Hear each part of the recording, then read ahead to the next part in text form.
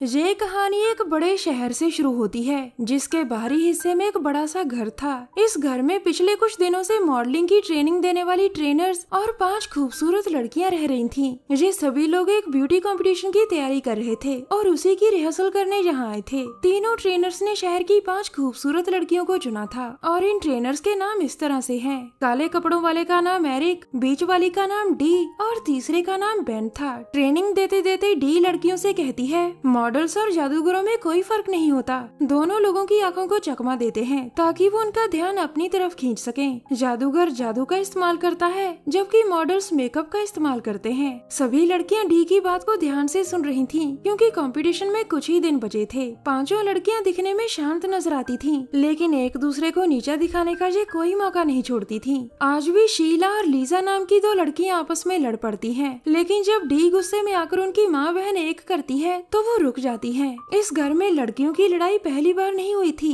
और न ही डी ने उनकी माँ बहन पहली बार की थी। ट्रेनिंग के बाद सभी लोग अपने अपने कमरों में चले जाते थे। मैंडी और रीटा दोनों अच्छी सहेलियां थीं और ट्रेनिंग के बाद वो ढेर सारी बातें किया करती थीं। अब बात करते हैं इस बड़े से घर की जिसमें ये सभी लोग रह रहे थे। ये घर डी का था और वो इसमें अकेली रहती थी। इस घर में कुछ लोग ऐसे भी रहते थे जिन्हें हम इंसान तो बिल्कुल नहीं कह सकते थे। इस घर में साइक्लॉप्स नाम का एक शैतान छुप कर रहता था और वो छुप छुप कर लड़कियों को देखता था। वो जो भी देखता था उसके बाकी के 3 साथी भी वही देखते थे। साइक्लॉप्स इस समय डी के घर में था और उसके साथी किसी अनजान जगह पर खड़े लड़कियों को देख रहे थे। लड़कियों को देखते देखते रेडमैन बाकियों से कहता है, मैं इस जादू से परेशान हो चुका हूँ और अब मैं लड़कियों को मार मार कर भी तंग आ चुका हूँ। अगले दिन 5 लड़कियों की ट्रेनिंग फिर से शुरू हो जाती है। डीवा का मेकअप देखकर डी बहुत खुश होती है और वो उसकी बहुत तारीफ करती है। डी ट्रेनिंग के बाद सीधा अपने कमरे में आती है। उसने आकर अभी अपने कपड़े ही बदले थे कि तभी उसका चेहरा बूढ़ा नजर आने लगता है। अपने चेहरे का हाल देखकर वो बहुत डर गई थी, जिसके बाद वो जल्दी जल्दी एक बॉक्स खोलती है। इस बॉक्स में एक ब्रेसलेट था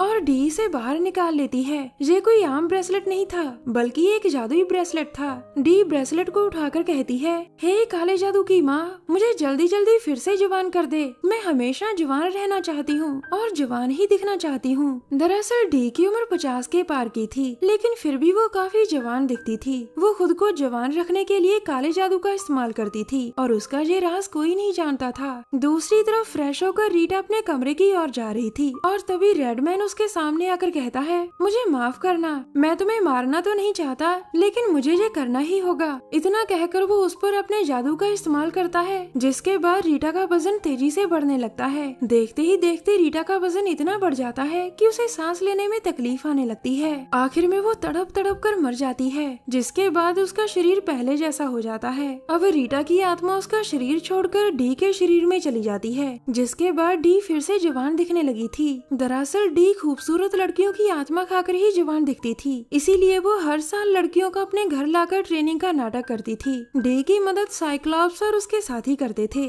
जिनके बारे में कोई नहीं जानता था। थोड़ी देर बाद बेन के कमरे में डिबा आती है ताकि वो अपनी खूबसूरती का फायदा उठाकर मॉडलिंग में आगे बढ़ सके। बेन भी उसकी खूबसूरती को चखना चाहता था और वो दोनों जल्द ही एक दूसरे के जिस्म से खेलने लग जाते हैं। दोनों एक दूसरे की प्यास बुझा ही रहे थे कि तभी कमरे में दूसरा बेन आता है। दो बेन देखकर डिबा बहुत हैरान होती है और तभी उसके पास वाला बेन साइक्लॉप्स में बदल जाता है। साइक्लॉप्स को कमरे में देखकर बेन और डिबा बहुत डर गए थे। वो जैसे ही भागने लगते हैं तो साइक्लॉप्स अपनी पावर से उन्हें रोक लेता है। इसके बाद वो जैसे ही कमरे से जाता है तो पावर के कारण बेन और डिबा सब भूल जाते हैं। अगले दिन लीजा का फोटोशूट हो रहा था। बाकी की लड़कियां एक दूसरे से रीटा के बारे में पूछ रही थीं, लेकिन किसी को उसकी कोई भी खबर नहीं थी। उन्हें लगता है कि रीटा अभी भी अपने कमरे में आराम कर रही होगी, जिसके बाद वो लीजा की चुगली करने लग जाती है। कुछ देर बाद लड़कियों की ट्रेनिंग फिर से शुरू हो जाती है और डी उनसे कहती है, मेरे ख्याल से रीटा कहीं चली गई होगी और वो जल्द ही वापिस आ जाएगी। अगर वो शाम तक वापिस नहीं आती तो मैं पुलिस की मदद लूंगी। डी ने ये सब जानबूझकर कहा था ताकि लड़कियों को किसी तरह का शक न हो।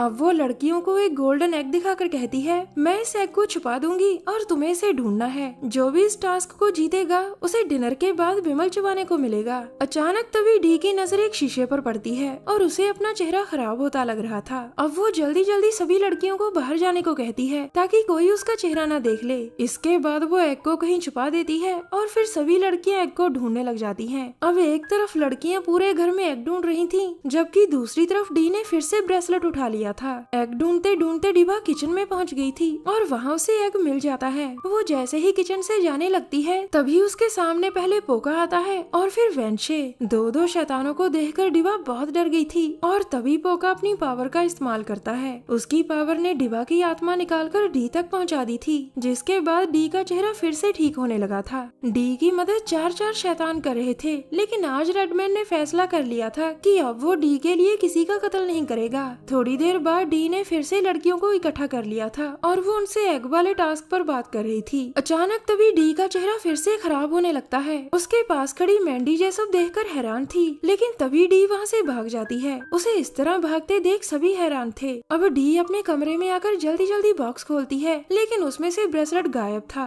बॉक्स में से ब्रेसलेट गायब देखकर डी बहुत हैरान थी, क्योंकि उसके बिना वो कुछ नहीं कर सकती थी। दूसरी तरफ रीटा और डिवा के गायब होने के कारण सभी लड़कियां हैरान थी। उन्हें कुछ भी समझ नहीं आ रहा था कि अचानक वो दोनों कहाँ चली गईं। उधर डी ब्रेसलेट के बिना एक काला जादू कर रही थी। उसने ये काला जादू एक काली किताब से सीखा था और इस बार वो अपने जादू से ब्रेसलेट ढूंढना चाहती थी। जल्द ही उसका जादू काम कर जाता है और उसके सामने वेंशे आ जाती है। वेंशे उससे पूछती है कि हमने तुम्हारी हर बात मानी, तो फिर मुझे इस तरह क्यों बुलाया गया। इस पर डी जवाब देती है, मुझे अपना ब्रेसलेट चाहिए, क्योंकि उसके बिना मैं जवानी वाला जादू नहीं कर सकती। लड़कियों को ब्रेसलेट के बारे में कुछ नहीं पता और ना ही लड़कों को। उसे जरूर तुम चारों ने चुराया होगा। ये सुनने के बाद वेंशे कहती है कि मुझे ब्रेसलेट के बारे में कुछ नहीं पता, लेकिन डी उस पर यकीन नहीं करती। वो अपने चाकू से उसे तड़पाने लगती है और वेंशे की चीखें सुनकर रेडमैन वहाँ आता है। वो आकर डी से कहता है, तुम्हारा ब्रेसलेट मेरे पास है। रेडमैन के पास अपना ब्रेसलेट देखकर डी राहत की सांस लेती है और फिर वो उससे अपना ब्रेसलेट वापस मांगती है, लेकिन रेडमैन उसे ब्रेसलेट नहीं देता।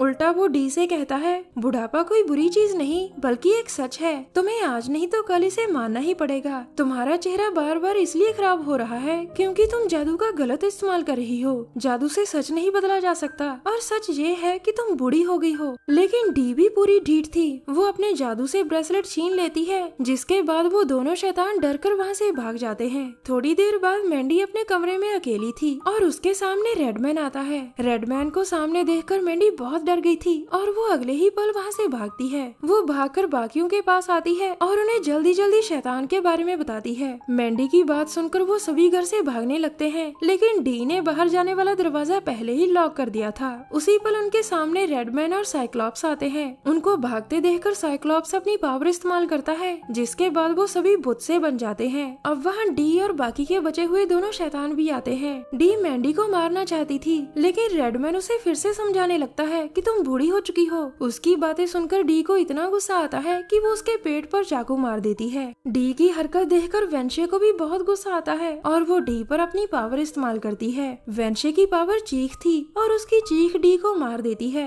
कहानी के आखिर में रेडमैन की मौत हो जाती है और बाकियों की जान बच जाती है। इस कहानी में हमें यही बताया गया है कि सच को कोई नहीं बदल सकता। सच के सामने कोई भी जादू काम नहीं करता। बड़े बड़े शैतान भी सच के सामने हार मान लेते हैं। हमारी वीडियो देखने के लिए धन्यवाद।